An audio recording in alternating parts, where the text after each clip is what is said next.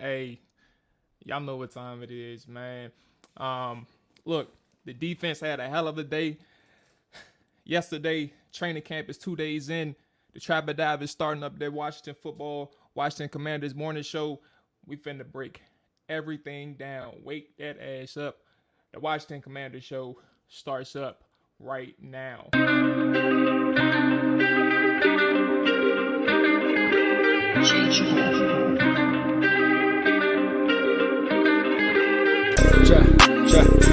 Trap it down. Trap it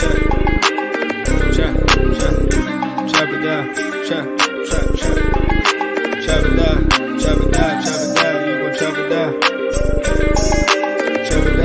Trap it down. You gon' trap it down. I just appreciate everybody watching. Watch him throw the ball. We gon' pick it off. You gon' let him hit the hole or you gon' cut it off. You gon' play through fourth and long or you gon' punt it off. Your defenders, heavy hitters, put your pads in. Don't be looking for the ref to throw no flags in. Keep the helmet on, keep the cleats tight. You the type to want to win by any means, right? You should look alive. This is Trap or Dive. All right, here we go. Hey, let's get it. Good morning to everybody. If you're tuning in right now, tuning in on time, man, appreciate y'all checking in. Let's go ahead and get things started with the administrative items per usual, right? Look, man, first off, I hope y'all got y'all a cup of coffee. Hope y'all got y'all a cup of coffee, man. I've been up since 4 o'clock in the morning, 4:30. This is what I do every single weekday, so this ain't nothing new to me. I hope it ain't nothing new to y'all, but either way, let's go ahead and wake up, talk a little ball, man. If you are new to the Trapper Dive channel, Trapper Dive, Twitch, YouTube, whatever, make sure you are subscribed. Make sure you hit that like button. Make sure you hop in those comment sections, man, to help the show's growth. It is truly appreciated. On the show, oh, matter of fact, I'm sorry. Another thing, and I'll be bringing it up shortly in the later parts of the stream as well. We will, as always, I'll have the shareable link, and it's actually in the YouTube description right now. If you want to be a part of the show, I'm going to open it up to individuals and anybody who wants to check in. We're going to open it up that way. So the show link is in the YouTube description, and I'll also put the shareable link through the StreamYard distribution. So it'll be on Twitch as well when the time comes to, pop in, man, if you want to talk a little Commanders football. Right. So on the agenda today, man, you guessed it, all things Commanders. Listen, AGG retired. The touted 4th round pick out of Liberty retired, and there was an interesting conversation that I was following on Twitter, man, about AGG and his outlook, the outlook of who he was for the Commanders. But I'm going to macro level this conversation.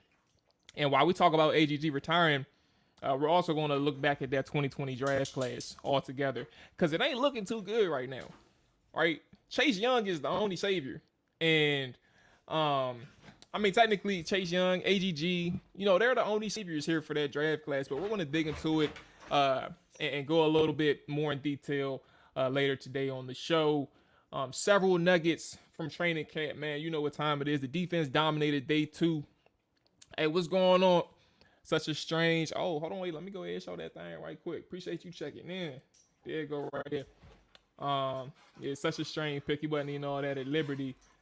That is, look, that's interesting because look, when we talk about it, you're gonna remember we gotta do a flashback. At Liberty, or when he came out, a lot of people thought he was the steal of the draft. And appreciate you checking in, Redskins, man. Hope you stay around. I hope you enjoy the show. This is our first morning show stream. Typically we do afternoons, 7 p.m. Eastern. But yeah, man, look, let's do the flashback. He was the steal of the draft. But yeah, my bad. Let me go ahead and tap back into the agenda. Several nuggets from the trenches on day 2. The O-line was incohesive for a couple of reasons. But there was one player that stood out on that offensive line yesterday, and it's worth noting because he went up against a dog-ass defensive end. So we're going to talk about that. Obviously, we talked about the defense. They dominated day 2. Why, how, and what that means for Jack Del Rio. Also, what it means for Scott Turner, because there's some lessons learned for Scott Turner. Hey, so Scans, talk to me. Hold on, let me go ahead. So talk to me in the chat. What did you watch Liberty in like what's the word, daily or weekly or something like that? Talk to me about that one. But yeah, defense dominated day 2. What does that mean for Jack Del Rio? What does it mean for Scott Turner? Lessons learned. That's going to be important.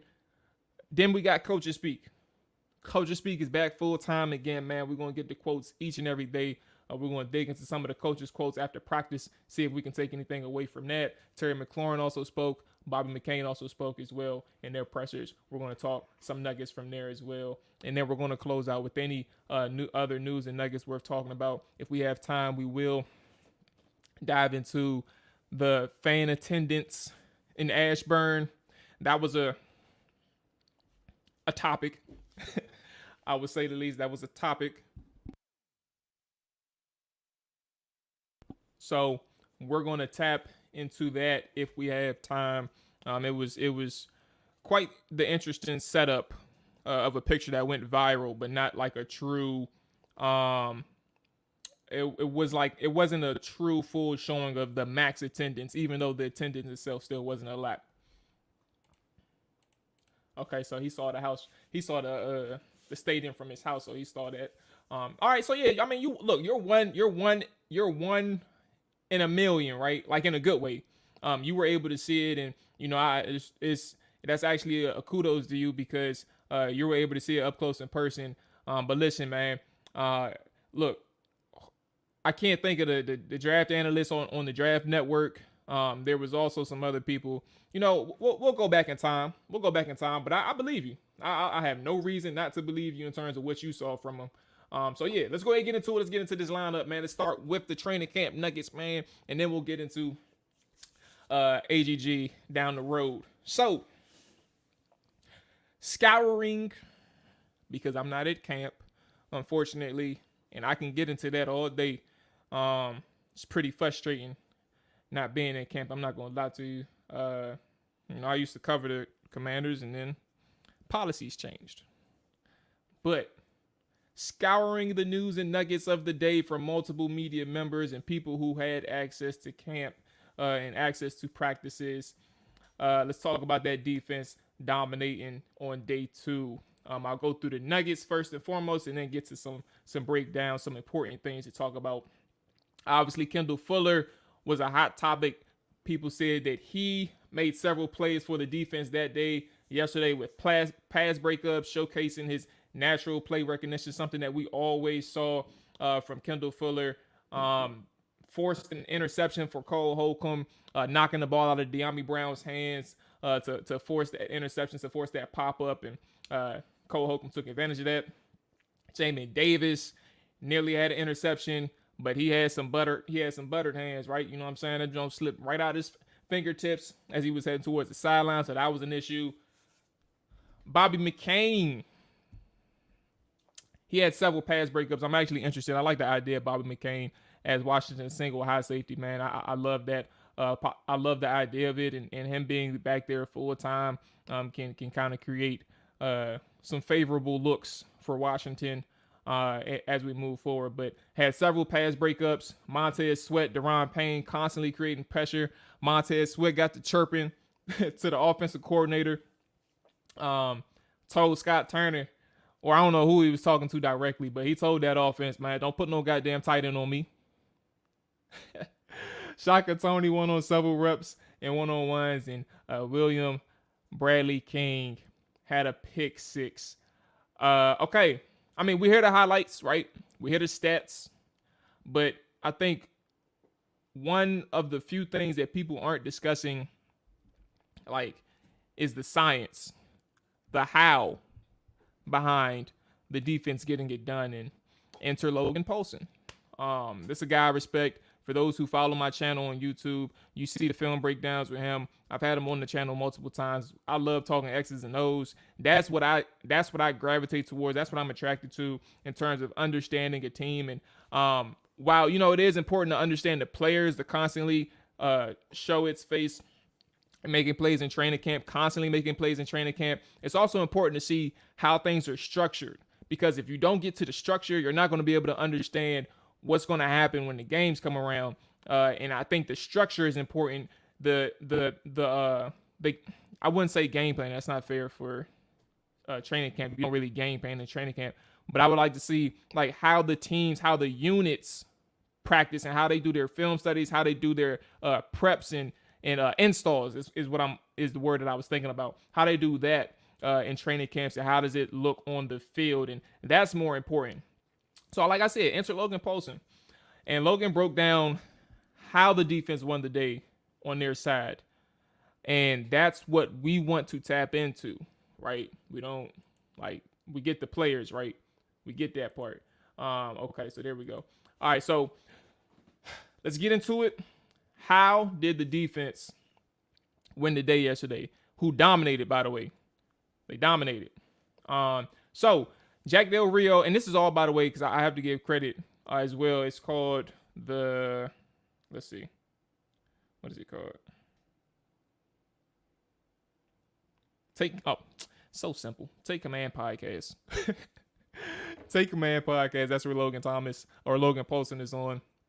So go ahead and check that out so you can hear the full breakdown and analysis. But Jack Del Rio, man, he put in a more aggressive look yesterday, and aggressive meaning the man coverages, the blitz packages, and also up front line games, defensive line games with your stunts, your twists, all of these things. He put all those in. He put that in, and what it essentially did was shorten the internal clock for both sides of the football. Actually, let me see something right quick. Boom, there we go. Boom. All right. So it shortened the clock. Let me go ahead and make sure I set this thing up. Don't mind me. I'm just setting up my monitor and making sure everything is straight for me. Boom. Now we're set. Let me take my sip of coffee too. My bad. You know what I'm saying? It's still the morning. I hope y'all got y'all cup of coffee. Welcome to the stream, everybody that just checked in, man. As I was saying when the show started, I want everybody to be engaged, man. Redskins, retweet, man. I appreciate you checking it. I said retweet. I'm living on Twitter too much. I appreciate you checking in on Twitch and everybody that's live on YouTube. I will send the link in if you're up for it, man. There's no pressure, but I do encourage, you know what I'm saying, the interaction. So if you're up to it, man, let's talk ball. I do have the link in the descriptions, but when it's, when we get these points across, I'll put the link, or actually you can actually join now. I'm tripping. Let me go ahead and send the thing in now. You can join, but I'll just have you in the waiting room. He said, oh, there you go. All right. But yeah, that's the stream link. If you all want to join, you can just chill in the waiting room for a second, but let's go ahead and get this conversation going. I know I paused for a second, had to get my coffee. I wanted to make sure everybody that just checked into the stream understood. I want everybody to interact, man, and have that potential to talk ball. Whatever's on their mind watching the Commanders, we can get into it. But sip of coffee, back to football. All right. So, like I was saying, man, Jack Del Rio put in those aggressive looks and essentially shortened the internal clock for both sides of the football. And when you shorten the internal clock for both sides of the football, it works for the offense. It works for the defense, but it doesn't work for the offense. The defense knows exactly what time the ball is supposed to come out, or how much time the pressure should get there, because you have a blitz package. But also, what does that mean for the back end of the secondary? It means that you don't necessarily have to play so far off. One of these things on Twitter Spaces, I had a discussion. Today's Friday, probably like Monday or Tuesday. I had a discussion on Twitter, and in those Twitter Spaces, I was explaining that William Jackson, when they're talking about what's a bounce back season or what's a successful season for a player like William Jackson, it's not about statistics for me. It's about understanding your alignment. Understanding your alignment, understanding where you need to be on a certain play call. So if you have pressures dialed up and you know that the ball is going to be coming out quick, why are you playing 10 yards off the ball, 12 yards off the ball?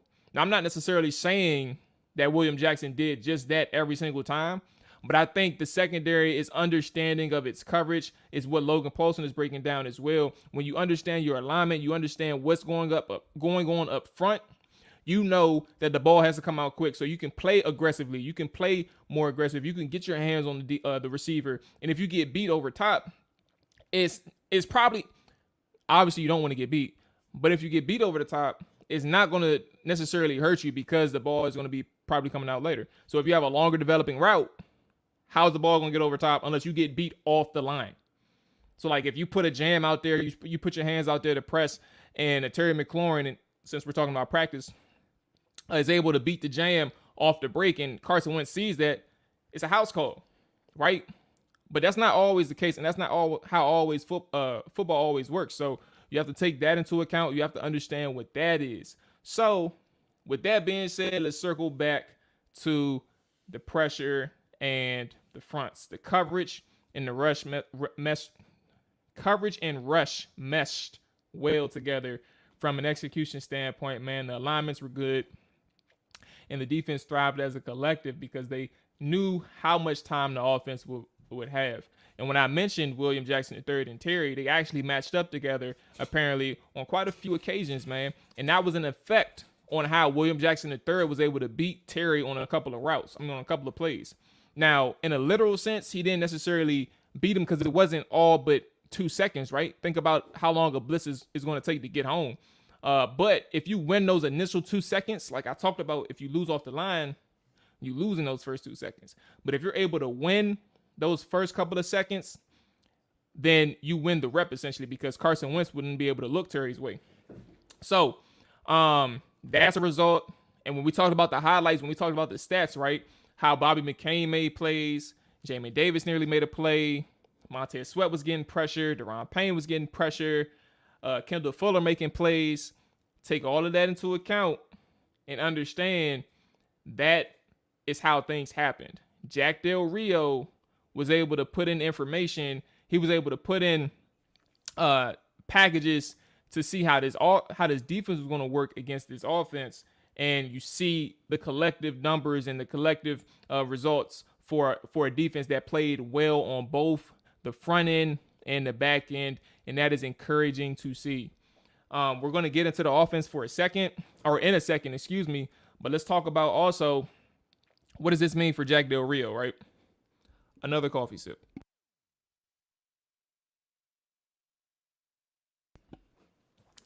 So for Del Rio, I'm encouraged behind the idea of more blitzes, more pressures, more stunts. And while I'm here, I think it's actually a good idea to share you all. Let's see if I got the film. Like this right here. I love it. I love it. Okay, here we go.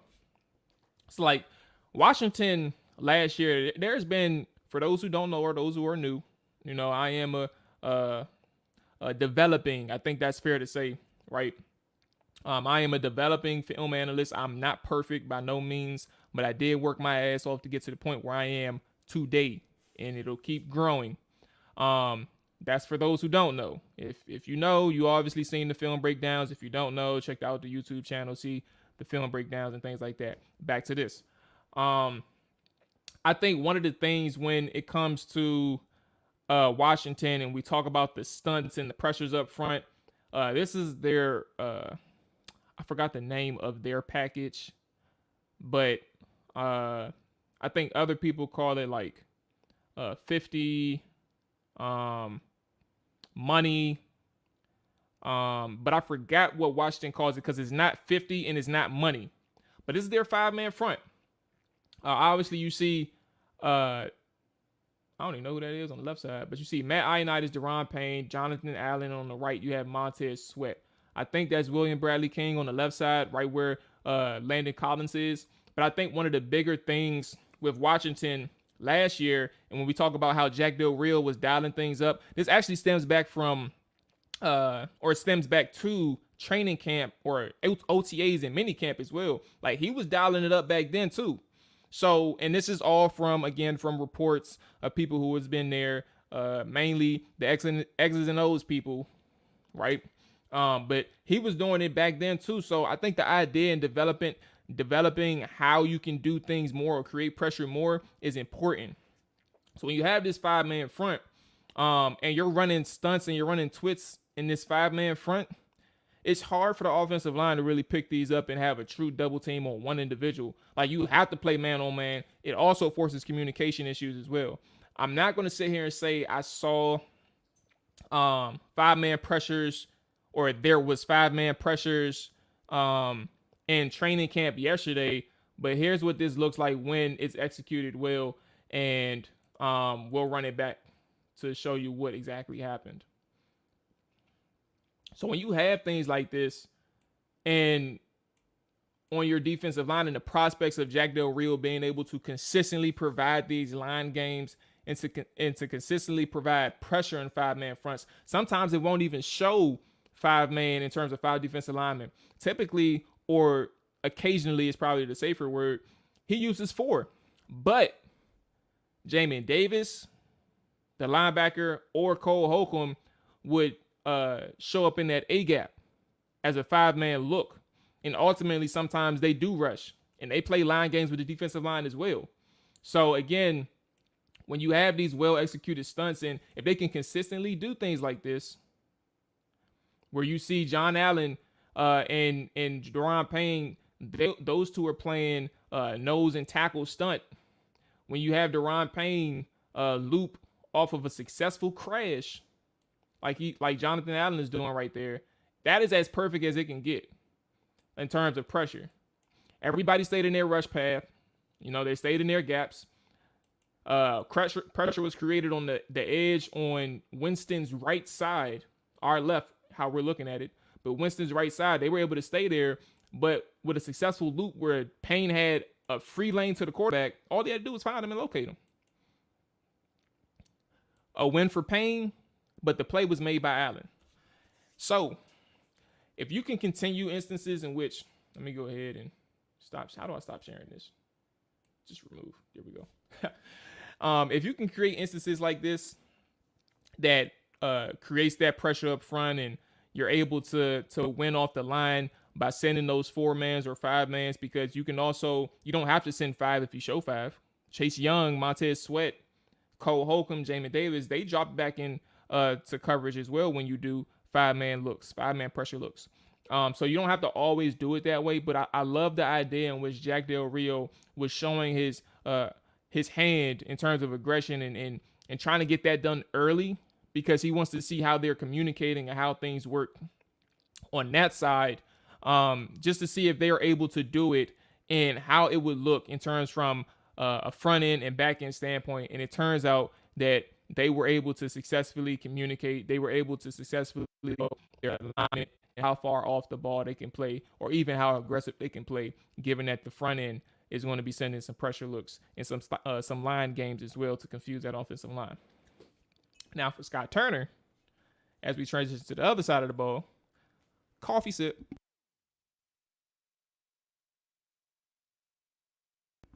There it is. Apparently the offense didn't really have an answer to anything the defense was doing yesterday.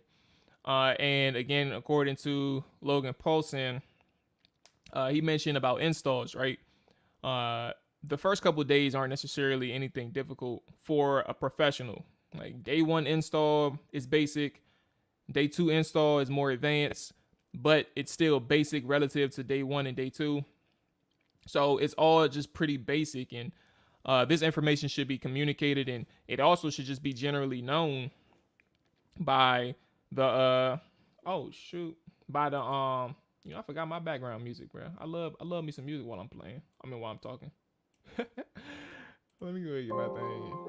See this thing playing.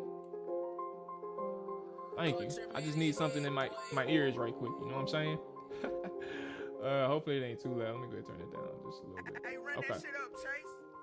So when you have the communication side working well together, right? Then it helps. But if you're not able to kind of answer to what the defense is doing for you, then that's an issue. So again, day 1 install basic, day 2 install basic. Protection calls is the part of the communication that needs to be important, and it may not be there yet. And when you have basic installs, you haven't gotten to an advanced level of communication. You haven't gotten to an advanced level of protection calls that can help you against those pressure looks, that can help you against those line games. And here we go. That is an effect from Jack Del Rio's being, aggressive, right? We talked about the effect of William Jackson III being able to beat Terry in their reps. Another effect is the offensive line not being able to call protections because the center apparently is calling protections this year. It's not going to be Taylor Heineke last year, right? And Carson Wentz this year. It's going to be the center calling protections. So here's how we understand it from a depth chart standpoint yesterday. All right, so here we go. Usually it's Cosme at right tackle, Trey Turner, right guard, Wes Schweitzer at center, because your boy who just came back from the pup list, he just came back. But Wes Schweitzer at center, Andrew Norwell left guard, Charles Leno at left tackle. Apparently, Charles Leno and Andrew Norwell is usually on a pitch count during training camps. Rightfully so, that's perfectly fine. But when they're on a pitch count, you're having people swing in and fill in for them. Trey Turner was out early due to injury. So what does that mean for the offensive line and how they perform today? I'm providing the full context here, right? I'm not just saying the defense dominated. I want to make sure we all understand everything into the defense dominating yesterday. With 2 being on the pitch count, with 1 being done due to injury, you have, what's the lineup?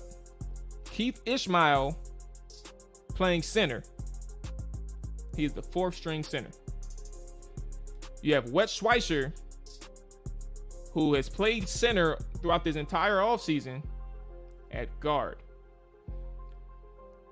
You have Sadiq Charles and rookie Chris Paul rotating at guard.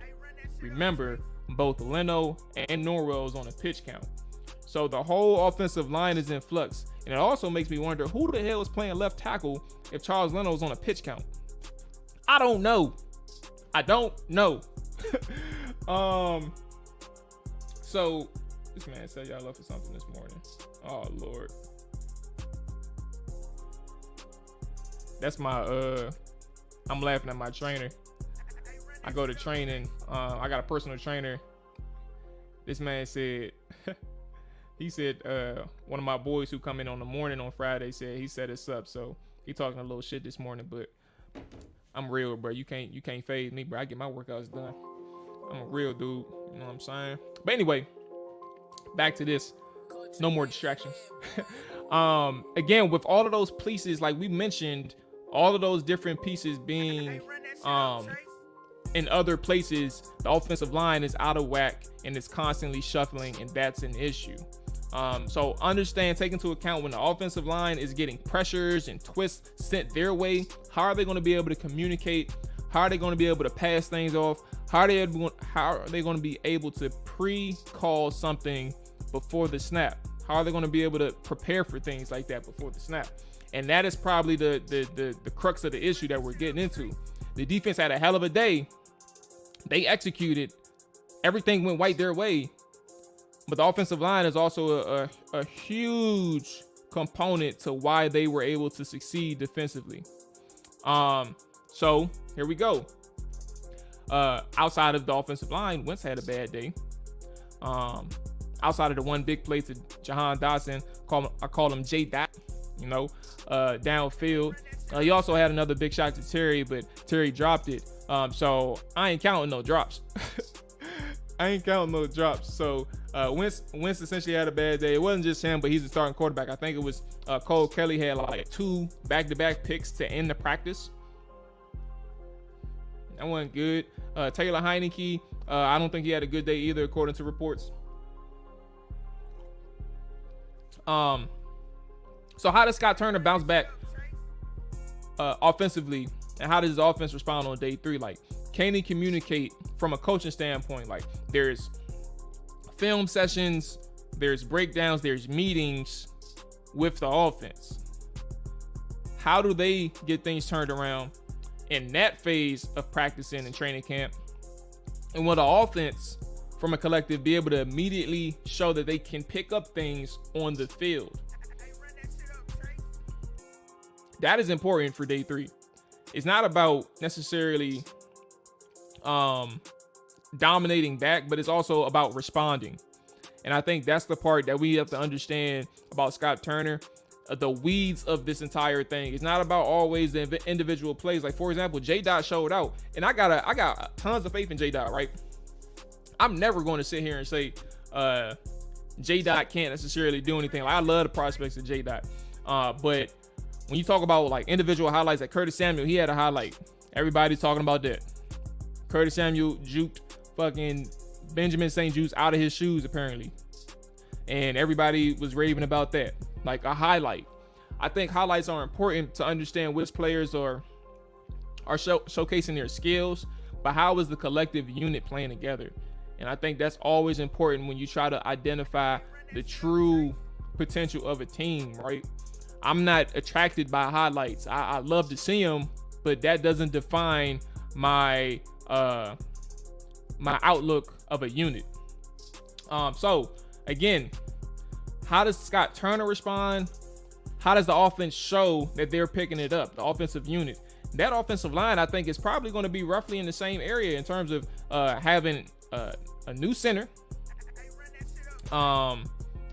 having the rotations at guard, and then outside of Sam Cosmi, having a pitch count at left tackle. That is kind of the difference between what the defense is going through and then what the offense is going through, right? So again, we talked about Wentz having a bad day. And then we talked about the individual plays standing out. Jack Del Rio, obviously. How does Scott Turner respond? Let's get into the nuggets from the trenches. I told you about one player that stood out amongst an incohesive unit. It was one player, his name, Sam Cosmi. I love the idea of Sam Cosmi. I think if he can develop in pass protection, he can be one of the better athletic offensive linemen that you can have out there. His physicality, like his competitive nature, his physical competitiveness, like it's always on display. I broke that down through the film study with Mark Bullock on the YouTube channel.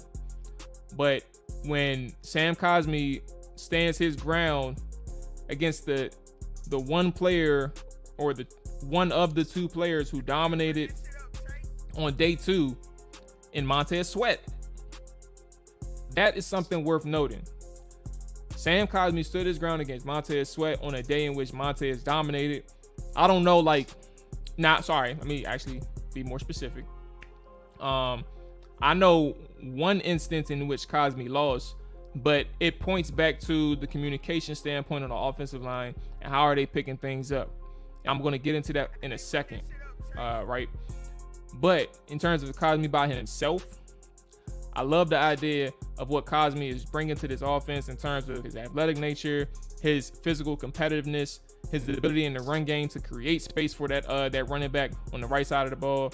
But I think pass pro is always going to be an issue until he shows that it isn't. But I think it's going to be an issue in terms of communicating. Also, his set points, being able to get to the right spots with effective footwork, being able to use his hands and defend his frame because he has a lighter frame. And also, he doesn't have the longest arms. So defenders with long arms are able to be effective in terms of their strength and driving him back and creating space to get to the quarterback. All of those things are important that I'm listing, right? But if Cosmi is able to defend and stand his ground against Montez Sweat, who has long ass arms, what I'm telling you and what I'm seeing and what I broke down can be less of a factor. I don't know how he won. That wasn't explained. And I don't even know what all entails of standing his ground means. But if you're able to look good against Montez Sweat who is a powerful, physical rusher. He uses power moves to win. He's not necessarily a finesse guy. He's not necessarily winning with explosion. He wins with power. And I think if you're able to stand your ground against Montez Sweat, a guy who's as physical as Sam Cosmi in terms of competitiveness and winning the battle, then that is something that is worth noting once again. Now, when we talk about Sam Cosmi communicating and failing in instances, I'm specifically talking about picking up those stunts that I just showed you. One of those stunts that I showed you. Let me see if I got another one just for the sake of showing it. Let me look. Okay, what's this one? Okay, yeah, I like that one. So another instance, and I think this is important because it actually identifies, though it's not from the tackle and guard perspective, it kind of identifies what I'm trying to show you and what I'm trying to break down what happened yesterday between Sam Cosmi and Sadiq Charles, who is his right guard, because Brandon Sheriff isn't here anymore. And these are kind of the things that I'm highlighting as the offseason went by, is that communication is important. And while we talk about, and while we rely on coaches, or some of the fans relies on coaches like, oh, the coach is gonna sort it out. Masco, top 10, top 5 offensive line coach in the NFL. All that may be true, but what does that mean if, some people just aren't able to get on the same page with one another? Brandon Sheriff was an all-pro for a reason. Let's get back to this clip, so I can break this down to you all. So it's a three-man game right there. Ball was out, forced an incompletion. But you also, by the way, I know y'all see Montez and Chase line up on the same side, right? There was some variety, and this is actually part of the 5-man front that I was talking about. You got Montez, you have Montez, Chase Young, Matt Ioannidis, Deron Payne, Cole Holcomb. Remember, I mentioned in that previous clip with the Saints game. Why the hell is it moving like this? I ain't doing nothing. That they'll have that 5-man front, but it won't always be 5 defensive linemen. And that kind of brings the versatility back in play. When you see Jamin Davis towards the end of the season last year making plays from blitz looks, and even Khaleke Hudson had a couple looks. I think it was against the Green Bay Packers when I was watching the film. Khaleke Hudson looked good as well. You kind of understand that it's not always about 5 defensive linemen. It's about 5-man pressure looks. So again, let's get back to it. So a three-man game right here between Matt Ioannidis, who's at the nose, Deron is at the 3 technique, and then Chase Young lined up with Montez Sweat right here. So Matt is going to crash, 94 is going to crash, Chase is the looper. When you're not able to pick things up like Atlanta isn't doing, clean look. Only person that was able to see it maybe was the person who was on Matt Ioannidis, who was at the center. I think the center was the only one to see Chase Young looping. Look where his hands are. Look where his eyes are. Excuse me. Like, you can see that. He sees it, but he can't get to him. He can't get to him. So Chase Young has a clean look to the quarterback, and that is a success with line games and what it looks like when you're succeeding. Coffee break. But also shows you what it looks like when the offensive line is failing. Again, when you have 5-man looks, it's hard for you to play. It's hard for you to double team anybody. And especially when you're doing line games, you have to figure that out from an offensive standpoint. So what does that mean? What does that mean for Sadiq Charles and Sam Cosmi yesterday? When we talk about how they failed to pick up the stunt with Montez Sweat, and it was a defensive tackle. I just missed the name of the defensive tackle.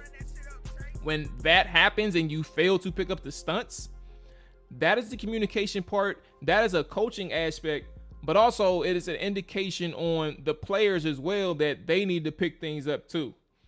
This isn't necessarily anything new to these guys. Sam Cosmi is a young player, but he played with an all-pro last year.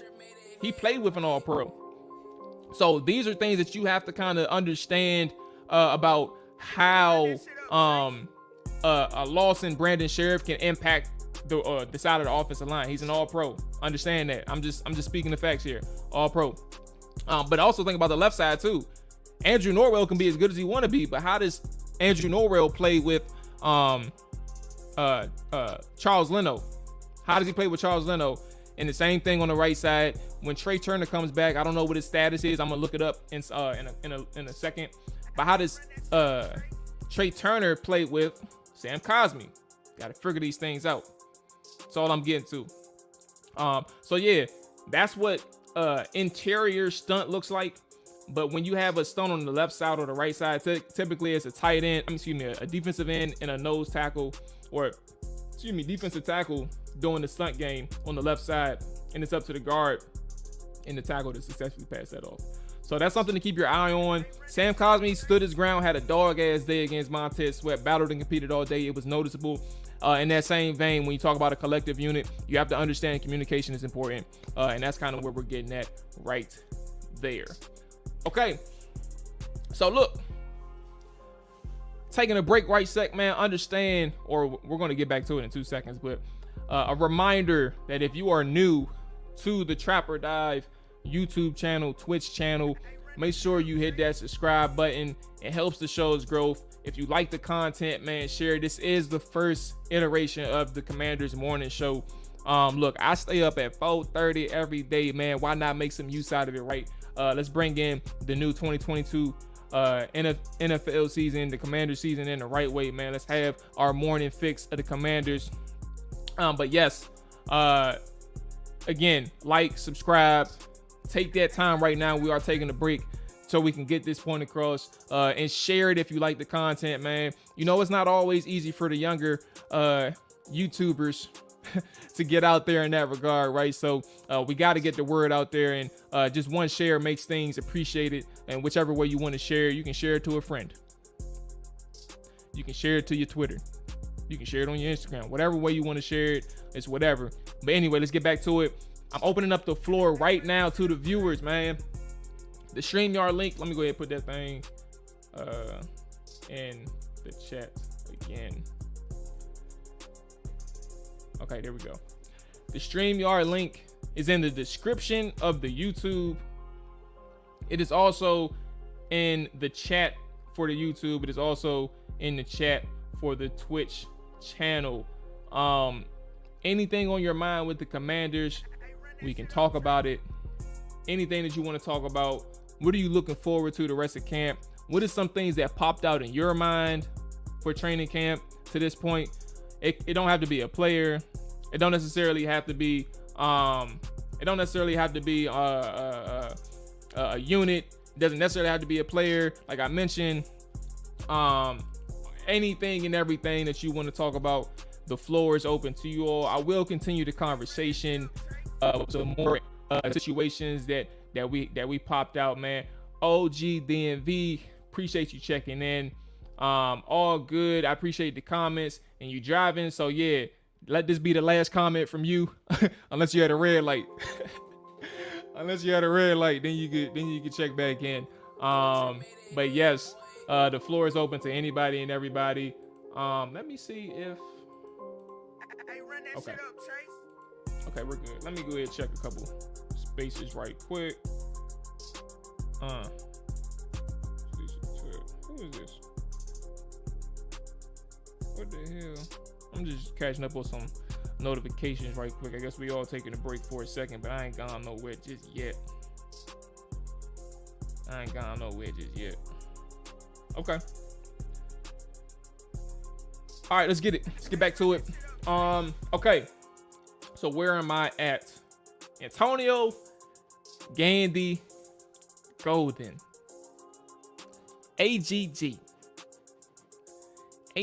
man. He's retiring, man, and he's going back to school to get his education. And I mentioned at the start of the show, Antonio Gandy Golden, man, and also Redskins retweet. Let me bring up his here we go. Let's bring these up right quick. Redskins retweet was mentioned earlier as we started the show. My bad, let me remove this.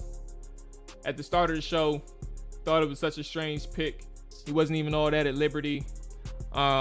and context was provided as well. He saw him live. Redskins retweet did, and he also said like the reason why he saw him live and he had those opportunities, he can see the stadium from his house. He struggled with route running. He struggled creating separation in games. I love the analysis from Redskins retweet as it relates to locale and understanding that he was closer to the situation than some was in the fan base. But there's a conversation with AGG, right? Let me see if I can find some things on the internet to refresh everybody's memory. Candy, go down. Draft still. Oh, I actually entered this already. I must have entered this. Oh, here it go. Here it go. All right, let me go ahead and share this thing right quick. Let's go ahead and run some of these things. Do you think they'll run a lot of crossing routes with Wentz? So let me go ahead and actually answer these questions and then get back to Antonio Gandy Golden. What's going on, Harsh? I appreciate you checking in. Okay, so here we go. First thing, do you think they'll run a lot of crossing routes with Wentz? It depends. I think the instance or the situation that to take into account is the offensive coordinator. What does Scott Turner want to do? And again, for those who don't know, I'm just, I'm putting my resume out there, but I'm trying to develop, what I'm saying? I'm putting it out there, but I do scout, and I did have an opportunity to scout Terry McLaurin, De'Ami Brown, and DeAndre Carter, dude went to Chargers. But the point of me bringing that up is that you have to also understand when you scout, not just the player, the offense that he's in. And to answer your question about crossing routes, Harsh, Scott is a more vertical-based offense. He loves the vertical concepts. And, I know a lot of people say that in the media. It's also true. They do run a lot of vertical concepts. Yes, they run short routes as well. They run those crossers. But his philosophy relies on the vertical game. And he wants to attack vertically and press defenses down the field. So a lot is relative. He'll run crossing routes, but I think there's also a lot of things in terms of screen games that he'll probably like to implement. Think about the playmakers that he has. Like if you can get the ball into Curtis Samuel hands a lot quicker, if you can get the ball into Jahan Dotson's hands quicker, how do you do that? You do jet sweeps, you do running back or designed runs, but you also do screens, you also do quick throws, hitches, stop routes, anything like that. That is kind of how you get the game or get the ball into their hands quicker. So does crossing routes work well with Scott Turner? He'll use them, but he ain't relying on crossing routes. So that's kind of my opinion on that. We'll see how often it's used, but I don't think you're going to use a lot of crossers in terms of like mesh concepts and things like that. You'll probably see some crossers downfield for an individual player. Like the tight ends do run crossers. They run a lot of crossers. They're like overs and things like that, like vertical overs. Like if you're on the right hash, you're going to run an over or a crosser to the opposite hash. So that's kind of where you are in terms of vertical based and or you want to do a horizontal based offense. He does vertical, and he takes the ball down that way. OG checked in again, said, do you think that they will do a lot of 4 receiver sets? It's a good question, but I think the response is probably yes, they'll do a lot, but take into account that one of those receivers is going to be a tight end. John Bates, I like what he does. I'm not going to knock John Bates. I think he's a really good blocking tight end. And I like his hands. I like that he can find ways to get open, but he's not a vertical threat like Cole Turner is or like Logan Thomas is. Like, for example, John Bates, he does get aligned out wide. Like, you'll see him sometimes in the slot. You'll see him sometimes out in the boundary. You'll see him out there, right? But you ain't about to see him going vertically downfield. You'll probably see like a quick out route or a stop route or a fade.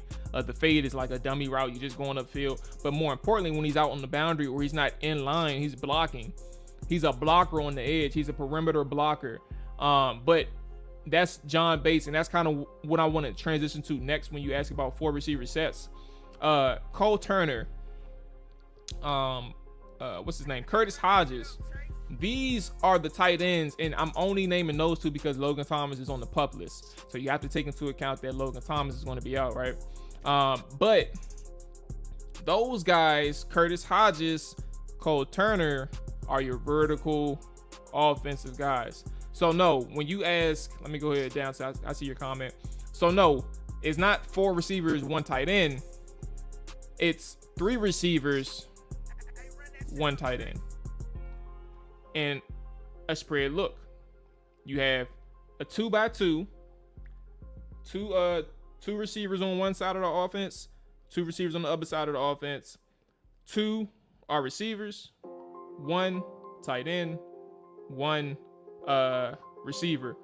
Or trips to the one side of the offense, 3 receivers, and then you have an isolated tight end, Cole Turner or Curtis Hodges or Logan Thomas if he comes back. That is your isolated guy in a 3x1. And you can work whatever you want to work on that one side of the ball, because if you have a Cole Turner out there who is 6'7", or Curtis Hodges, a fucking basketball team, yo. It's a basketball team on tight end. If you have these guys out there, and that's why I don't want John Bates out there, because he doesn't have that profile to stretch vertically. He's an okay tight end in terms of receiving. That's fine. He's a really great blocker. That's even better. But when you want a receiver threat that can get down the field vertically, that is the individual. Those are the individuals that you need. Excuse me. So I'm saying all this to say, to get back to your original question, do you think that they will do a lot of 4 receiver sets? I think that they will have a lot of 4 receiver, like receiving threats out there on the field. You'll see a lot of tight end.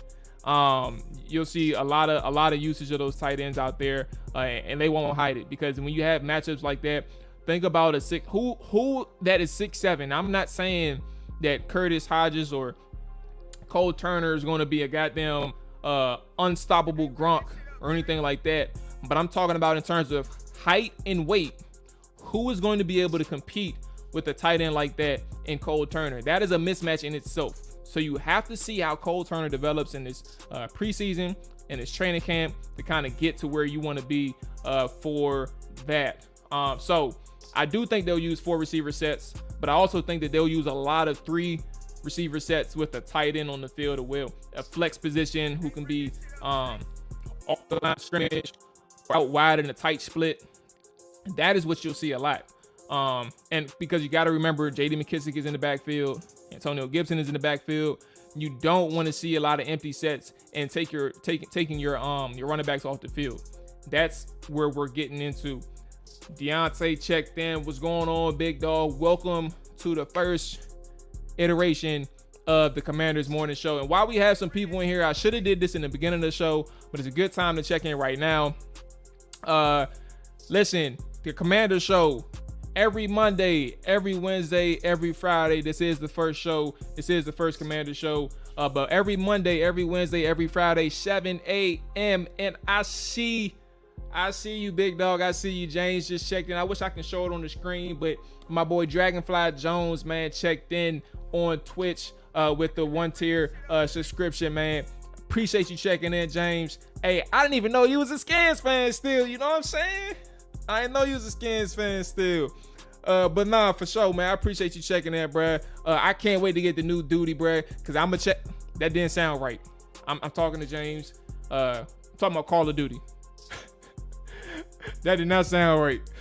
But yeah, I'm about to get the new Call of Duty with my boy James, bro. I can't wait to get back on that motherfucker with Modern Warfare coming out in October.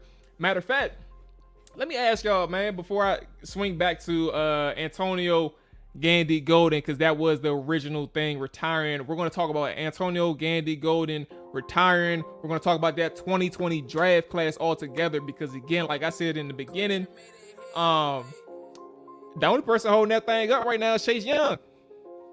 That's the only person holding that thing up right now is Chase Young, and to an extent Antonio Gibson. But yes, also Jada Balls, appreciate you checking in, appreciate that follow on Twitch. I hope all is well with you, man. Welcome to the Washington Commanders morning show, Monday, Wednesday, Friday, 7 a.m.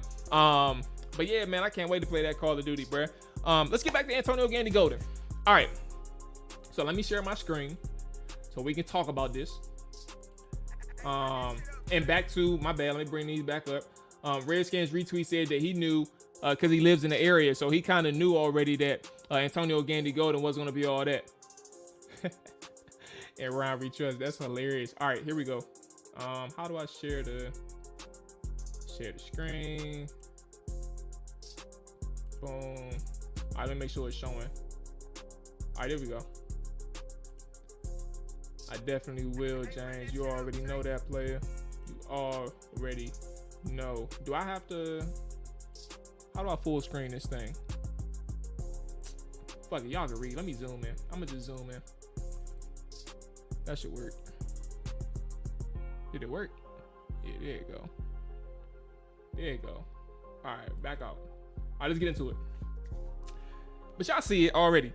Redskins acquired two of the biggest 2020 NFL draft steals according to college coaches. According to college coaches, man. Ron Rivera and the Redskins coming off the successful 2020 NFL draft. Headlined by Chase Young. Redskins selected former Liberty wide receiver Antonio Gandy Golden in the 4th round with the number 142 pick. And he was apparently a prospect on several teams that were monitoring what draft was on. According to Pete Thermal, whoever the hell Pete Thermal is, Gandy Golden praises came off from every corner of the country. We still haven't covered him. He has the size, is physical, and got off the line well. He ran a variety of good routes. He played really strong. I guess him falling that far is what you get from such a deep wide receiver group. Let's go ahead. I think that was the main thing. And yeah, we can end it there, but that's just one quote. There was multiple articles, but we don't have to go through all the articles for the sake of this conversation, right? Let's go ahead to this tweet from my boy Dre. Let's go ahead and show it. We can show this one. Share the screen. Here it is. Okay. And make sure everything is showing. Okay, cool. Everything is showing. All right. AGG was in Kyle Smith's last draft class. 3 years into the class, what would you grade it? What would you grade it? Chase Young, Antonio Gibson, Sadiq Charles, Antonio Gandy Golden, Keith Ismail, I didn't even realize that typo. Khalid Hudson, Cam Curl, James Smith Williams. I forgot about Cam Curl. I said that Chase Young was saving it or saving this draft class, and so was Antonio Gibson, but also Cam Curl. My dumb ass forgot that he was in this class as well. So you got 3 people holding on to this draft class, making it something than all of these other issues that they're going on. Again, draft still with Antonio Gandy Golden, right? But anyway, this is the draft class. Let's finish the question of Antonio Golden before we get into the draft class, though. The conversation I saw on Twitter yesterday stemmed from a guy. He put out a YouTube article, or I say article. You can't write articles on YouTube. That's fucking stupid. He put out a YouTube video, and he had mentioned Antonio Gandy Golden being a bust, a draft bust. And the conversation is it fair to AGG to call him a bust? Or does it even matter? Is the true sense of the word bust and what AGG is, like a 4th round guy, touted as a draft steal, produces 1 catch in the NFL, produces 1 rush for 11 yards in the NFL. Is that a draft bust? Now, Ron Rivera yesterday said that he was a little surprised that Antonio Gandy Golden retired because he thought he was doing a really good job as an F in our style offense. An F type of offense, meaning I think that's like their flex option, the person that you can move around the ball. He's not the inline guy. And he was making some pretty good strides during OTAs and minicamp and showed his ability. He can be a matchup problem for some people, so he wanted to use him in that way. He was a little surprised, but he loved who he is as a young man. He wished him all the best. I think this is the one that kind of stands out. Now, Doxson is strong. But I also think that your overall point, Jay Tyler, I appreciate you checking in, big dog. I hope all is well with you. I think the overall point is he didn't love the game as much as he probably thought he did. So again, going back, another quote that Ron Rivera had yesterday in terms of, was this something that he felt that he couldn't win in the competition, or is this something where he felt that he didn't love the game anymore? Rivera said it sounded like in our conversation that he just didn't feel it anymore. He was always talking about going back to school and finishing his education and seeing what else is out there for him. So he said he's a heck of a young man, and he do wish him all the best, or he does wish him all the best. So here we go. OG said AGG. Hey, OG, bruh, I told you, do not text this chat. Do not text the chat unless you had a red light. So I hope you had a red light, my brother. But nah, AGG, he said he is a bust because he had zero production. Is Kelvin Harmon a bust? That, I love that question. So everybody checking in, is Kelvin Harmon a bust? Is AGG a bust? I'm gonna give my take now. But with context being said, AGG is retiring because he didn't have a strong love for the game. He understood what his education side was. And I think that's kind of where you want to understand the differences between being a bust and being interested in other things. For Washington, to answer it quite bluntly, yeah, he a bust, bro. He a bust. I think that but bust is a strong word. I just think he didn't work out. Like, think about it this way. Who can I think of?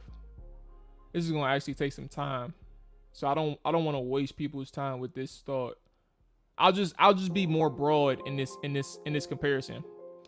If you draft a player, right, and for 3 years, you know what? Preston Smith is a good example. If you draft a player, for this example, we're going to use Preston Smith, and you know that Preston Smith was good for you. Preston Smith is actually an extreme example, but I'll get to my point, and I'll just be quick with Preston Smith.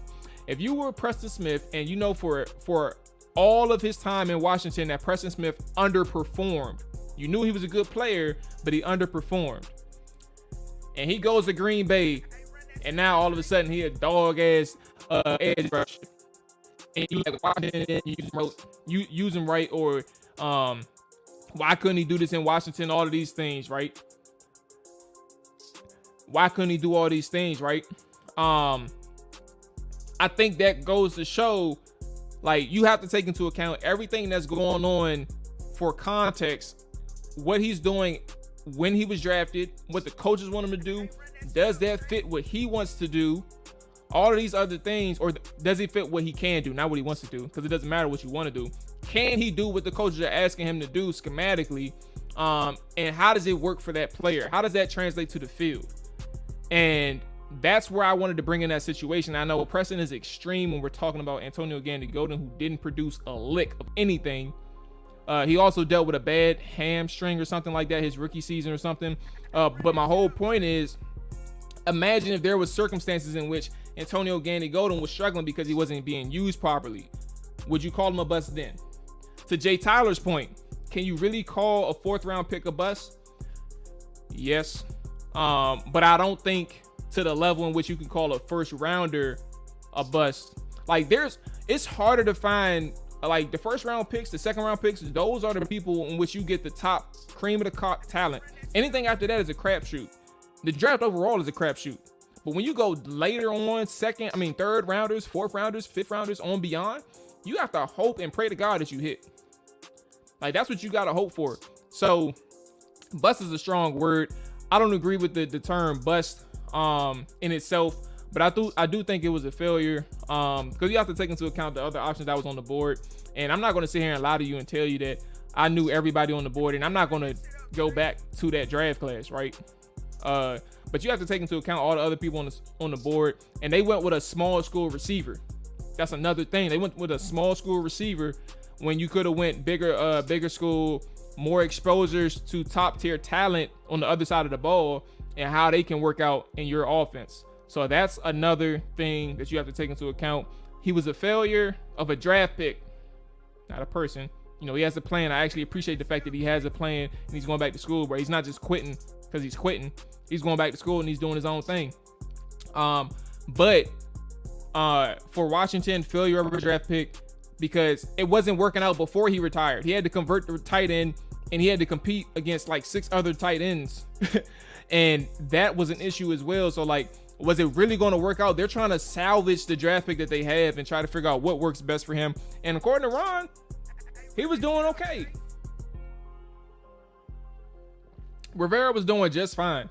So, AGG was doing just fine at tight end in terms of being able to compete and win in that regard. So, let's go back. I think it's hard to call a receiver on the backside of a draft a bust. Devin Thomas, Malcolm Kelly, maybe Leonard Hankerson. Those are busts. Those are all second round picks. Devin Thomas, Malcolm Kelly, Fred Davis. 3 second round picks. 2 of them didn't work out. Fred Davis lasted the longest. And all 3 of those, and all the other 2, excuse me. Let me sign into my work laptop.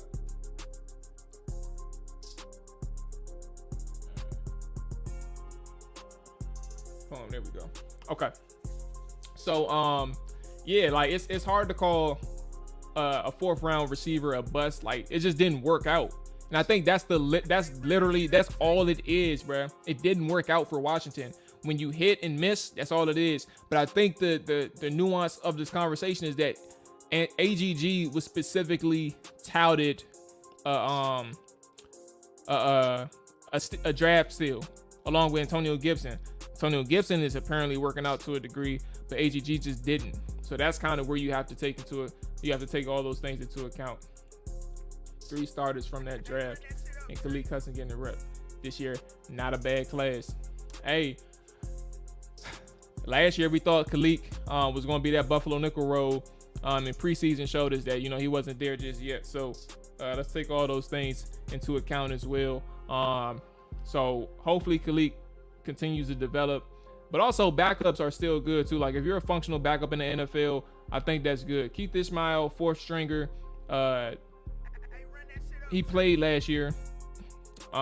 Played okay. James Smith-Williams, I have my eye on him. I don't think he's a bad player. And he's also taking majority of the snaps with Chase Young out. So that's what he's doing right now. So it's good to see that exposure in terms of what he can do for your team. Yeah.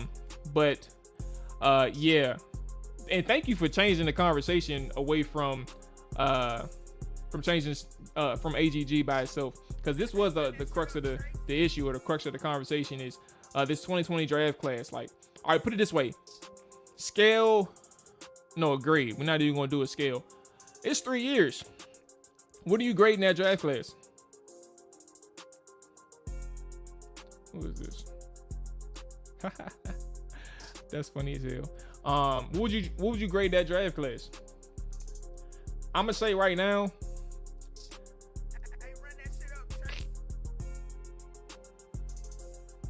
I'm gonna say B-. Hey, okay, see, I'm not in this C+, I said B-. Okay, Jay Tyler said C+. I think B- is fair because of how impactful Cam Curl has been, filling a positional need, and being impactful as a player. I like how Antonio Gibson has been an impact for this offense. Now I have my issues on Antonio Gibson. I think that Brian Robinson is a is a back that's underrated by the fan base because, you know, they know what Antonio Gibson can do athletically. They know that he's fast. Antonio Gibson, by the way, is dealing with a hamstring injury right now, and he can't get on the field. He hasn't practiced yet. I don't know what the status is for today. We're going to find out shortly in an hour in which practice is underway. But Antonio Gibson, I think that he's a good player overall. He's just missing some of the natural instincts of a running back. That's me shortening down my breakdown of who Antonio Gibson really is. But I think he's missing some of the natural instincts at the running back position, and that's where Brian Robinson comes into place. Like I said, I think Brian Robinson is underrated because a lot of people keep touting him as a power back, a short yardage guy by itself. He's more than short yardage by everybody. I just want to remind you all that he's more than that. So I just want people to understand that, hey, Tyler, hey, who are you? Who are you? I love this quote. I love this quote. That's a lot of confidence in Brian Robinson. And by the way, for everybody that just checked in, or who's new to the Trapper Dive, obviously this is the first iteration of the Commanders Morning Show. You can check the YouTube channel. I broke down Brian Robinson's game with Logan Paulson, the guy that I referenced. Like, again, I love X's and O's. Like, that's just who I am. It's not always like fan centric opinions with me. I love the game, and you'll continue to see breakdowns. But if you want to understand who Brian Robinson is, look up on the YouTube channel the film breakdown with Logan and myself on Brian Robinson. We broke him down. Really good game.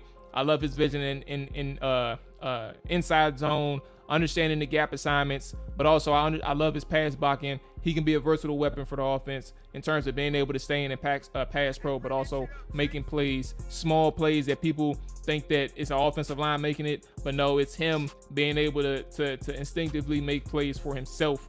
I think that is important too. So check out that breakdown if you want to know a little bit more. Matter of fact, you can do it right before the camp starts, because we'll probably be closing this one up shortly. But you can do it right before the next practice starts to understand who Brian Robinson is. But back to the question about Antonio Gibson. I like who he is, and I think to OG's point, he said he gave him a B. I gave him a B-. When you have a guy in Chase Young who can essentially make this class great or very good, I think you're in good shape. Chase obviously has to have a bounce back season. It's unfortunate that, you know, he did get injured, but it's also unfortunate he got injured when he did, because two things: one, a longer timeline to come back, but also two, we saw what he looked like prior to him getting hurt. Let me actually see, to show you all. I think I have some clips for Chase Young. Let's see. I have gap integrity. Is this the Chase Young clip? Let me see. Oh, it is. Okay, that's perfect. I got a couple of them, but and let me. Where is the advantage I can take? How the hell do I? Oh, here it is.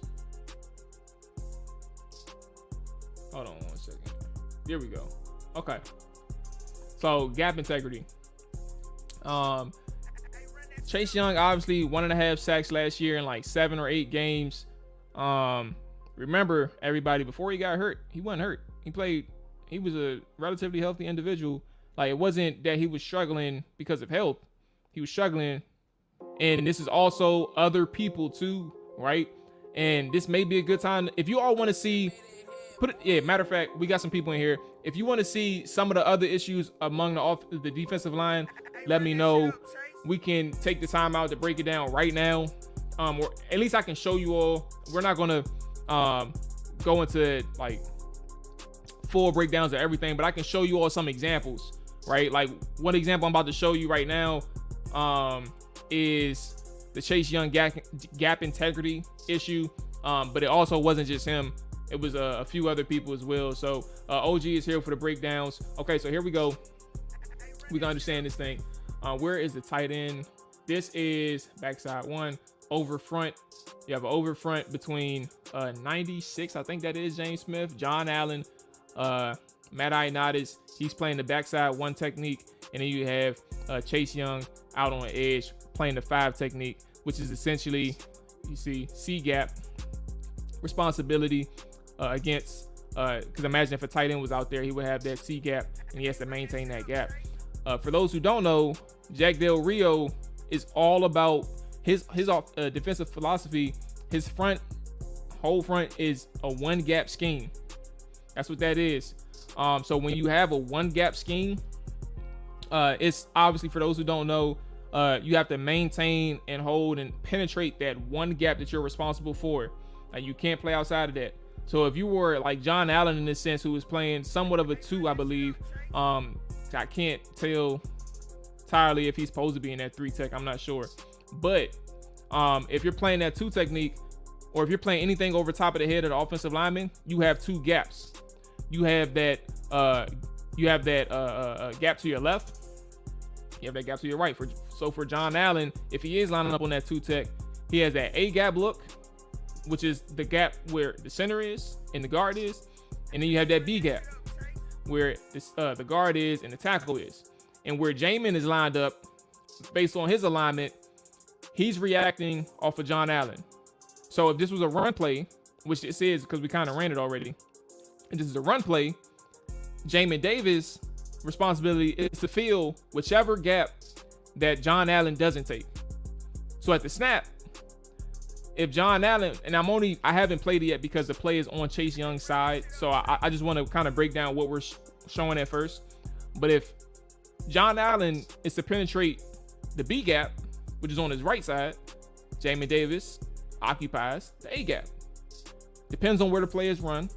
If it's a wider base, if it's something wider, then that's kind of what you have to take into account as well, right?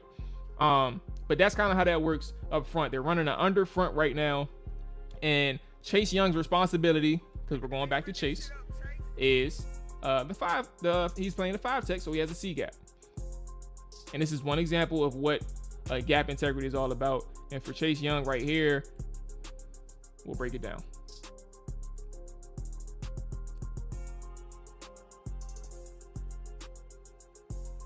I think that went for like 7 or 8 yards. But back to Chase. If you have C gap responsibility, it's important for you to identify while you are getting paid to pass rush, you're also here to maintain your gaps as a run defender. First thing you did, get inside.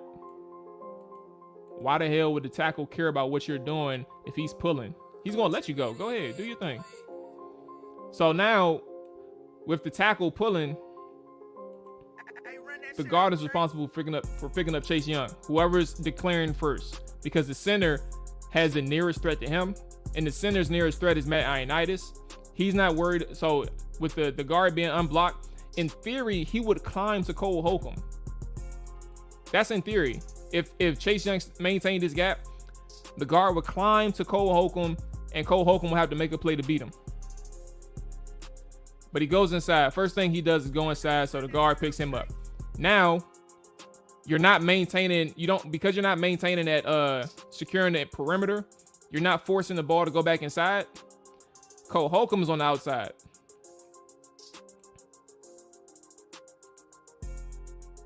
And with Cole Holcomb on the outside, the tackle is able to secure the edge. You get an 8-yard gain, something as simple as that. In theory, it could be so Tyler brought up it could be a run stunt. In theory, it could be, but it's always about identifying in terms of a defensive lineman, it begins with identifying the run that you're up against. Like that goes into a part as well. Like you have to identify the run front as well. So that's kind of where you're supposed to be in terms of when the play starts, knowing what block scheme you're up against. Like if there's an inside zone or a zone play, you're supposed to understand that this is a reach. The offensive lineman, depending on what's going on, you got to get the reach block. You have to defeat the reach block. And all these other things that play into account. you're getting pull or a trap, like, are you able to identify where the pull or where the trap is coming from? So again, Tyler did mention that it could be a run stunt, but my counter to that is it's important for the defensive lineman to understand the run fit that they're up against. And while this is one example of Chase Young, let me show you all Deron Payne. Let me see if I can find it. Maybe this is it. Here it is. Yep. Okay. Another one. Let's go ahead and run this one. Here we go. Now, this is a traditional. Remember early on when we talked about the pass rushes and the stunts and the 5-man fronts, this is a traditional. This is a true 5-man front. It's not a linebacker in there. It is, and this is all your starters too. This is Montez, Chase, Matt Ioannidis, Deron. Those are all your starters in right now. And I'm going to run it back. Maybe you all see it. Maybe you all saw it. It was a 2-yard gain. So they stopped it. But let me tell you all what happened up front. So here we go. Remember, we just talked about, by the way, 1 gap responsibility, 2 gap responsibility. Yep, bare front, Tyler, for sure. So yeah, we just talked about, I just don't know the name of their package. Like, so they have an actual package. Like, some people call it 50, some people call it money package. Traditional bare front, sure.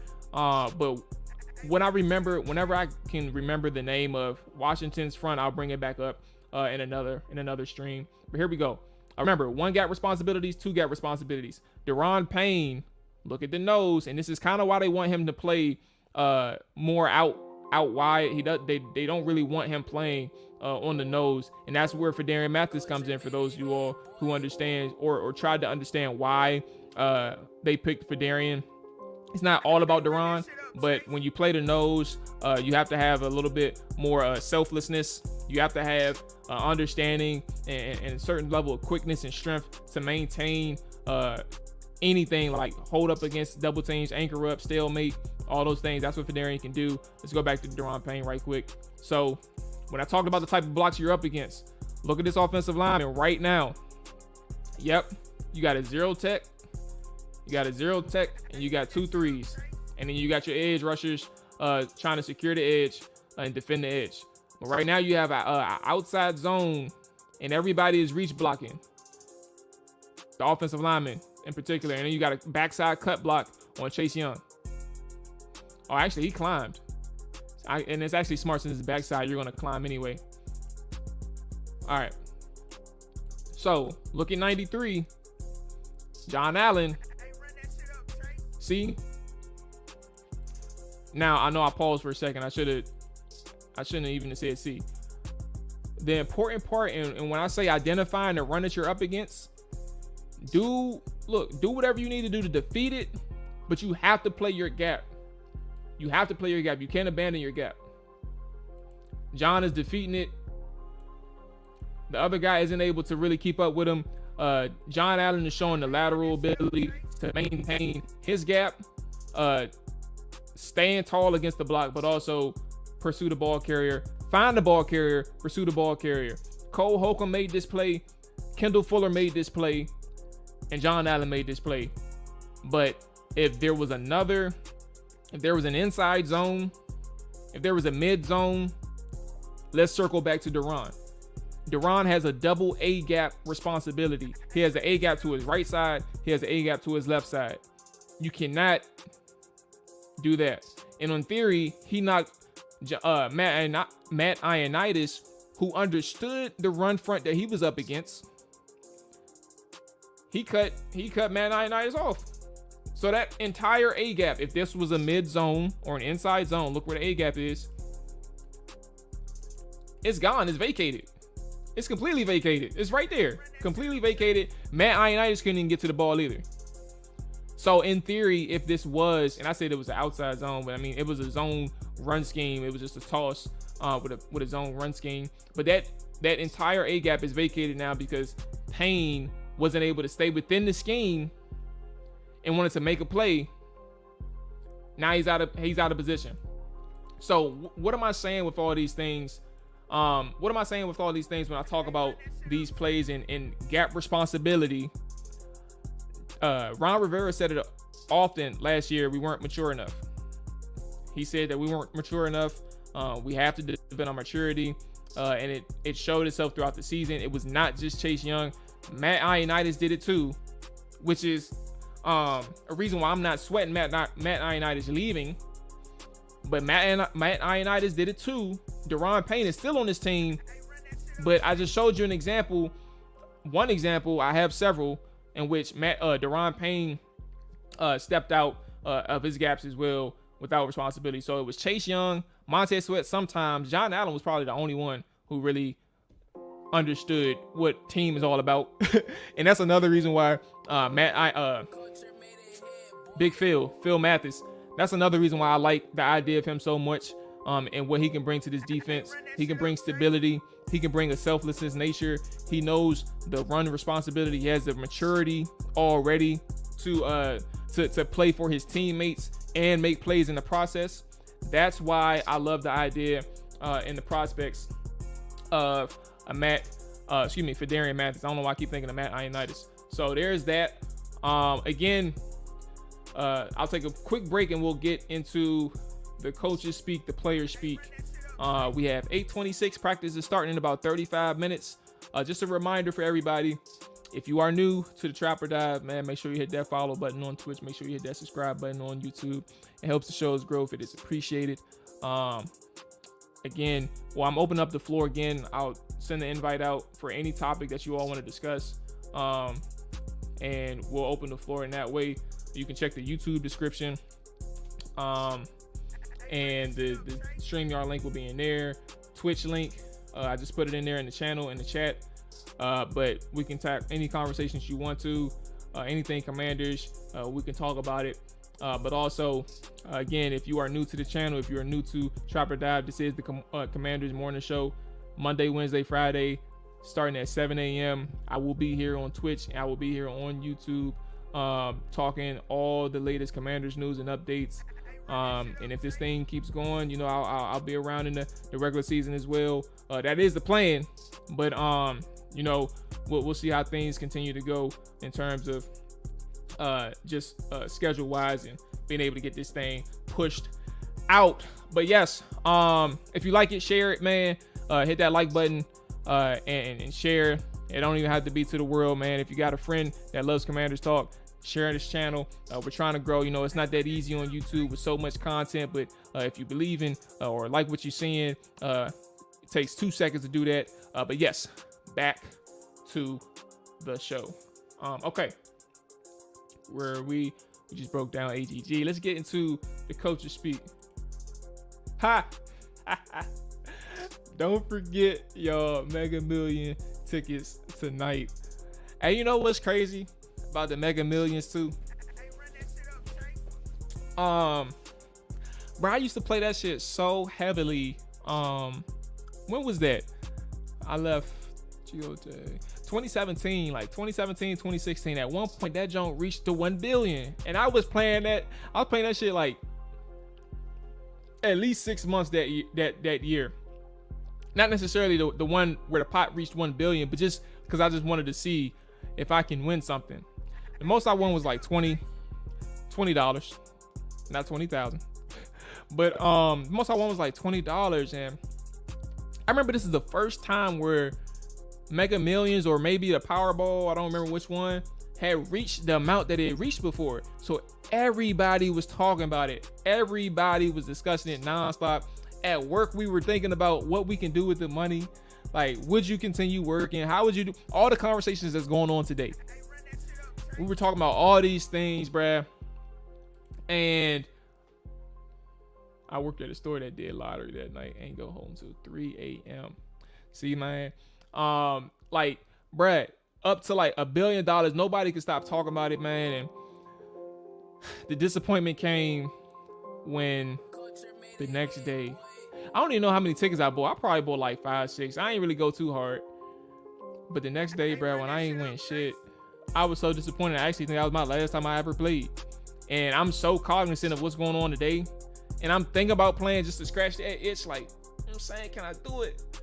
But, bruh, it was so painful. And I don't know if I'm going back and the odds of doing it. I mean, it only costs what, like $3-4. I don't remember. And I do the automatic. See, this is me talking myself into it. This is me talking myself into it. That's problematic. I'm gonna probably fuck around and play it. I'm gonna fuck around and play it, bro. I know I am. Let's get back to let's stop talking about the Mega Millions, man. That's what's convincing me. I'm talking about it. I'm not talking about it no more. Remove your damn comment. All right, so let's get into the Coaches Speak right quick. Coaches Speak is back full time, as I said earlier, and we are digging into some of the coaches' quotes after practice and see if we can take away anything from it. Terry McLaurin also spoke. Bobby McCain also spoke. Let's start with the big dog. Hey, OG, bruh, you right, but you know what I'm saying? Once I start, bruh, it's gonna be hard for me to stop. Look at these. Look, man, y'all are trying to encourage people. Look, encourage y'all. Look, I appreciate the encouragement. And hopefully people who are reading your comments are willing to listen. See, look, we spend $10 on dumb shit all the time. That's a fact. That's a goddamn fact. Back to Ron Rivera. I'm ignoring y'all. Okay, so Ron spoke on a couple things that I thought was note. It was all on defense that I thought that was worth bringing up, but he spoke on the defensive secondary. Well, the first quote, excuse me. The one thing is that we talked a little bit about the end of OTAs and mini camps is I really like the communication within the secondary. And today was a day where it was a little bit ahead. I circled the guys up, and I just wanted to make sure on the offensive side that they were, I mean, how did they? Scans PR still confusing me to this day. Let me reword or try this again. I circled the guys up, and I just wanted to make sure on the offensive side they were frustrated, obviously, but they also got to understand that we're not game planning. And so when you're not game planning, you're not anticipating. You're not expecting certain type of coverages for certain situations. You may not have the success. You know what I'm saying? So that's kind of the tough part as far as I'm concerned. So just trying to make sure that the offense understood that. But I really liked what the back seven did. They had a really nice day, and it had to do with communications. We are working on some things a little bit new that we talked about with JDR and maybe what they're seeing and what they can implement for the upcoming season. We talked about that earlier in the stream. But we are working on something new, and I think that catches people by surprise as far as the offense I'm concerned. But like I said, I was really pleased with what we got on the defensive side. That's good. Communication. The issue is communication has been a problem for like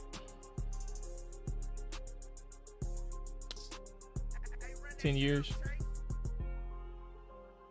Like seven if I want to be more specific, like 13, 14 is when communication issues really became a trend for the Washington Redskins. So that's kind of the part in which we have to kind of discuss that communication has always been a long time coming, or has it been a long-standing issue? I say a long time coming. Long-standing issue for the Commanders.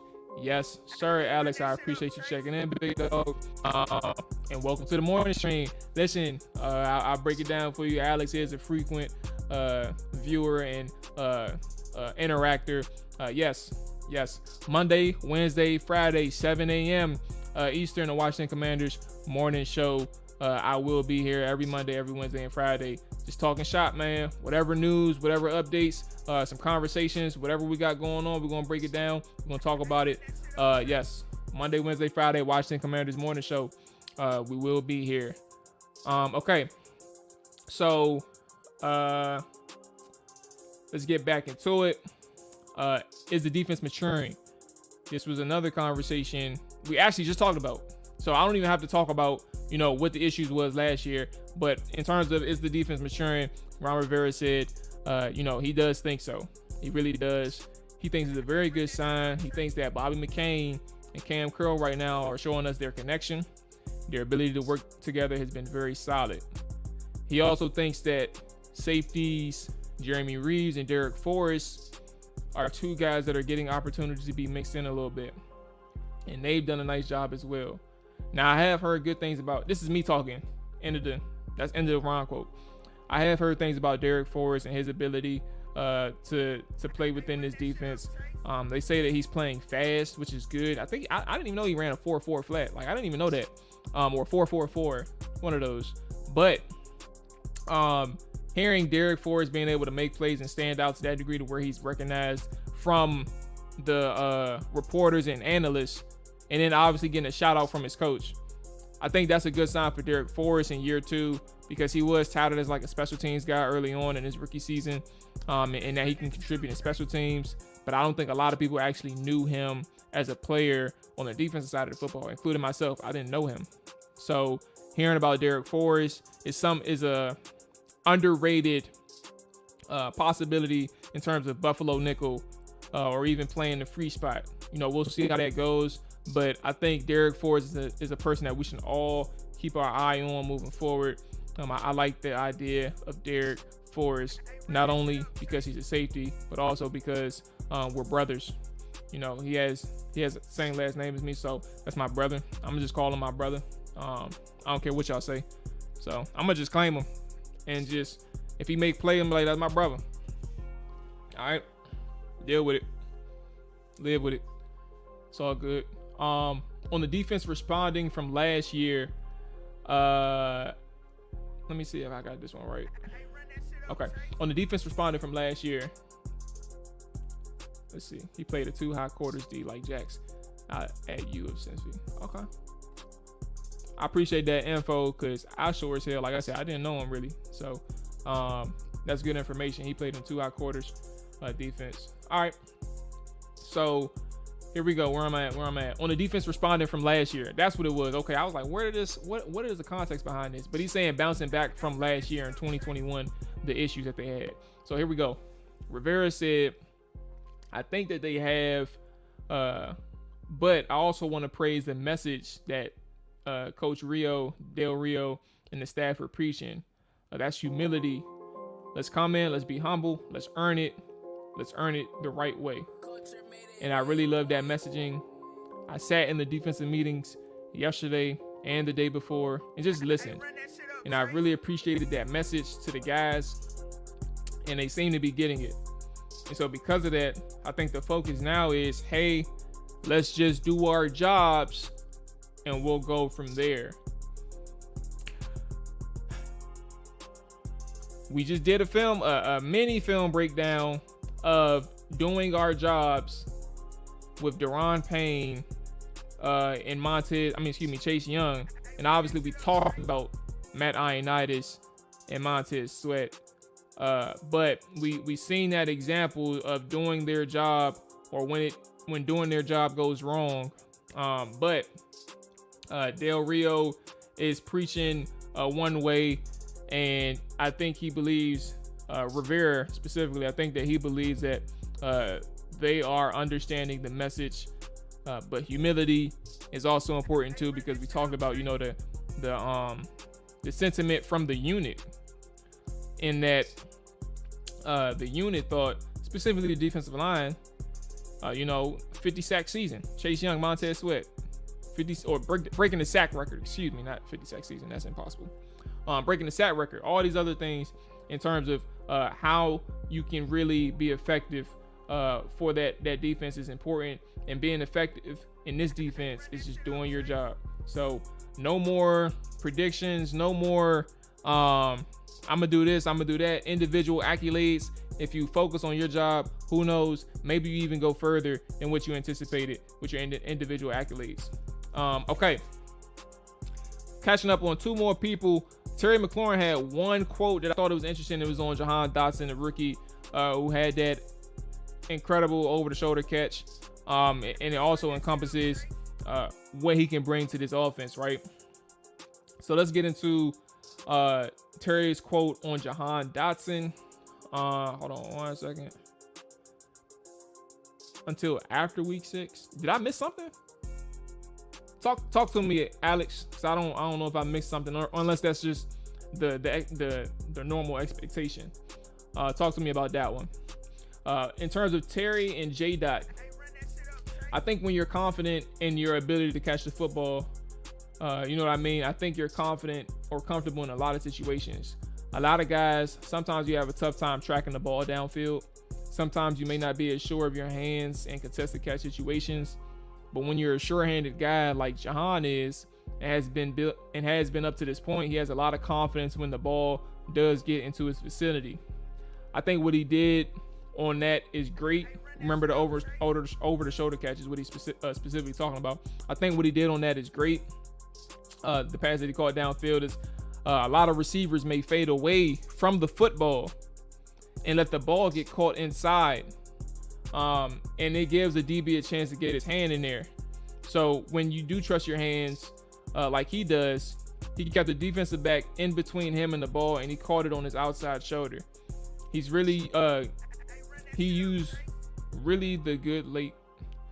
Who in the Washington PR is writing these quotes? Oh, they just announced the Chase News? Damn. Okay. He just used the good hands. I'm skip this quote because PR, I don't even know what the hell they trying to say. I'm still working on that skill a little bit as well. The more you improve and the more you go against the defensive backs, the great defensive backs in this league, you have to use subtle things like that to keep them away from getting their hands on the football. So that was really good to see from a young guy. Now I just know he's going to continue to improve. Yeah, Jahan, man, he's a nuanced receiver, and he's coming into the league with such nuance. It's incredible. And I think those are some of the things in which you can't account for from most rookies, bro. If you don't have that savviness as a receiver, if you don't work on some of the subtleties of creating separation or winning at the catch point, you aren't going to be successful in the NFL, because there are so many defensive backs who work on their technique, who works on looking at your eyes, who works on your tendencies. And if you don't have multiple tricks up your sleeve, you aren't going to be as successful as some of these greater receivers, especially if you don't have the size. Jahan Dotson doesn't. He doesn't have the natural size, but he understands playing big. He understands how to create new ways to win at the catch point. And obviously his route running, his athletic ability is what makes him stand out as well. So just understand what is going on when you talk about Jahan Dotson and his impact from a rookie perspective, what he can bring to the table. And that's another thing too. Out of all the teams, or out of all the players who stood out today in a day in which the defense dominated for the reasons that we all listed, right? In a day in which the defense dominated, I think for Jahan Dotson to be Curtis Samuel made a juke. Like, I'm not gonna, whatever, bro. That's what he do. I'm not knocking him. I'm just saying, like, if you gonna hype up a juke, man, I'd rather you talk ball. Talk ball, bro. I don't give a fuck about no juke. But back to Jahan. Out of all the people, for a rookie to stand out in a day in which the defense dominated, I think you have to take that into account, and it's something worth noting as well. Okay. Lastly, Bobby McCain. Two quotes from Bobby that stood out that is worth noting. And let's circle back to this communication part that we kind of highlighted with Ron Rivera on the defensive side of football. Bobby spoke on it as well. Bobby said on the communication now compared to last year, quote, "That's one thing we're preaching in the room, man, just communicating. Like I said earlier, if you're all wrong, you're all right." I don't know what that means. So if you communicate and everybody gets it across the board, there's not too many teams that'll beat you athletically. A lot of the times you get in the room and you see bad plays, and it's not necessarily the guy making a crazy play. It's more or less, oh, I didn't know I had help, or oh, I didn't get that call, or oh, et cetera, et cetera. So that's all communication. That's all everybody doing, just their piece to let the next guy know, like, hey, this is where I'm at. This is where your help is. And this is where the weaknesses are, and to be aware of that.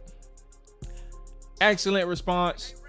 I love the fact that he shed light onto the weaknesses side, because when you have calls and when you have coverage calls, as a defense where your weaknesses are. Like, for example, when you call a cover 3, a cover 4, cover 2, like the middle of the field is open in the cover 2. You also have this the boundary side of the field. You have a honey hole in which, like, once you get past those cover 2 corners that's playing short level, you have a small window to hit on the honey holes, which is like between the safeties and the cornerbacks. That's what the honey hole is.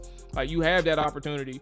And then cover 3s, you can attack in all verts, sending everybody up the seams and towards the boundary on fades. Like, you can work these things. So, like, in theory, on a basic level, you know where your weaknesses are in certain coverages. But when you start doing more complex coverage calls and understanding alignments and principles, like all those things that they know,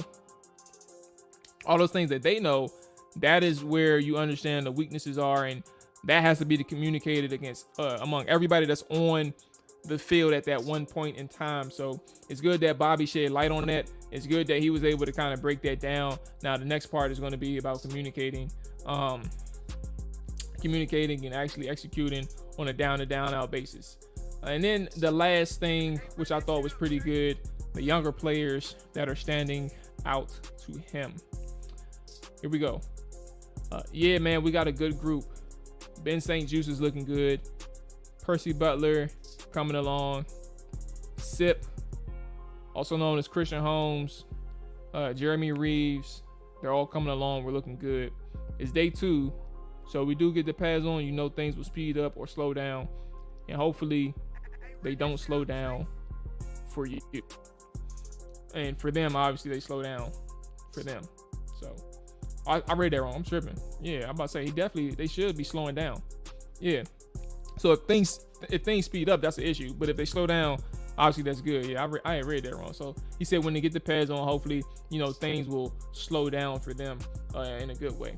So yeah, I think Ben St. Juste getting called out by Bobby McCain is really good, because Benjamin St. Juste has had his good off season and his OTAs, his mini camps, but also continuing into day 2, his name has popped up a couple times in coverage. Now, he did get beat on the deep bomb to Jahan Dotson, but in theory, he was right there. I think that's kind of the nuanced part. Like, he wasn't able to contest for the ball because, Jahan did what he did on his side, but he was there in coverage. I actually like Ben St. Juste in coverage. I was watching his tape as well as the defense as a collective last year, and Benjamin St. Juste is really confident for a rookie cornerback last year, right? A rookie cornerback, and he was able to trust his technique. He was able to play against some of the better receivers in the NFL. Like, I mean, Devontae Adams, I'm about to call him Devontae Best for whatever reason, but Devontae Adams worked him on a couple of routes. But I mean, Devontae Adams is one of the best in the league, but in a good amount of the matchups, Benjamin St. Juste is right there against him. Same thing in week 1 when the Chargers, they had Mike Williams and Keenan Allen. Benjamin St. Juste held his own. Then, like, a ton of different situations where Ben St. Juste held his own. That was really good for him, a young player like him. So I like the idea of Ben St. Juste moving along. I like the idea of him being in nickel, and even in the Buffalo nickel package where they want to align him up. It's all good for Ben St. Juste, and obviously for him to mention Percy Butler is interesting. I'm willing to wait and see with Percy, but from what I understand, he is flying around in terms of speed and being around the football because of his speed, and covering ground as quickly as possible because of that speed. I would love to see, like, if he's going to be able to quickly recognize some concepts or identify some things and make plays instinctively, but also make plays in terms of tackling and being able to play with some leverage behind his hits. I don't think I saw that enough in college. I thought that he was around the football sometimes, but when he pursued the ball carrier, he just took bad angles, but also his frame wasn't necessarily where it should have been in terms of approaching a hitter. Approaching a ball carrier. So, we'll see where that goes. But those are the quotes from Bobby, Terry, and Coach Rivera. A couple quick nuggets. Curtis Samuel, obviously we talked about that. 2 straight days he stacked. Healthy guy. Antonio Gibson missed 2 the first 2 days with a hamstring injury. Trey Turner got hurt